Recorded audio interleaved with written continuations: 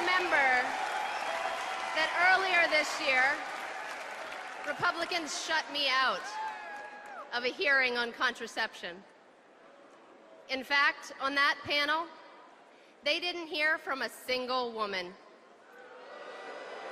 even though they were debating an issue that affects nearly every woman. Because it happened in Congress, people noticed. But it happens all the time. Too many women are shut out and silenced. So while I'm honored to be standing at this podium, it easily could have been any one of you. I'm here because I spoke out. And this November, each of us must speak out. During this campaign, we've heard about two profoundly different futures that could await women in this country, and how one of those futures looks like an offensive, obsolete relic of our past. Warnings of that future are not distractions. They are not imagined. That future could become real. In that America, your new president could be a man who stands by when a public figure tries to silence a private citizen with hateful slurs. A man who won't stand up to those slurs or to any of the extreme, bigoted voices in his own party. It would be an America in which you have a new vice president who co-sponsored a bill that would allow pregnant women to die preventable deaths in our emergency rooms. An America in which states humiliate women by forcing us to endure invasive ultrasounds that we don't want, and our doctors say that we don't need. An America in which access to birth control is controlled by people who will never use it.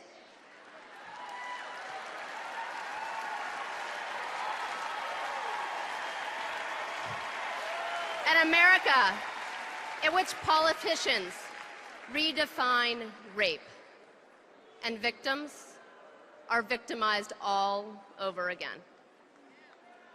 In which someone decides which domestic violence victims deserves access to services and which don't.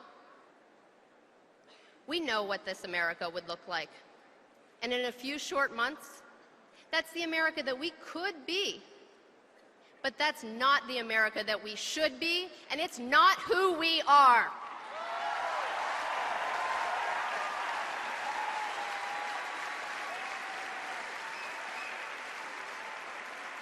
We've also seen another America that we could choose. In that America, we'd have the right to choose. It's an America in which no one can charge us more than men for the exact same health insurance. In which no one can deny us affordable access to the cancer screenings that could save our lives. In which we decide when to start our families. An America in which our president, when he hears that a young woman has been verbally attacked, thinks of his daughters, not his delegates or his donors.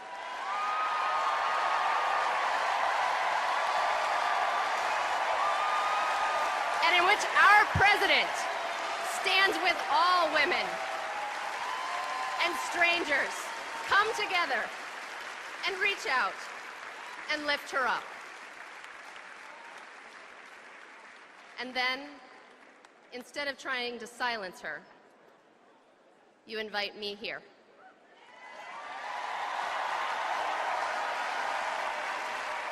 And you give me this microphone to amplify our voice.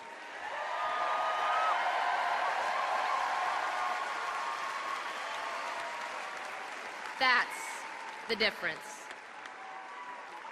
Over the last 6 months, I've seen what these two futures look like. And 6 months from now, we're all going to be living in one future or the other, but only one. A country where our president either has our back or turns his back.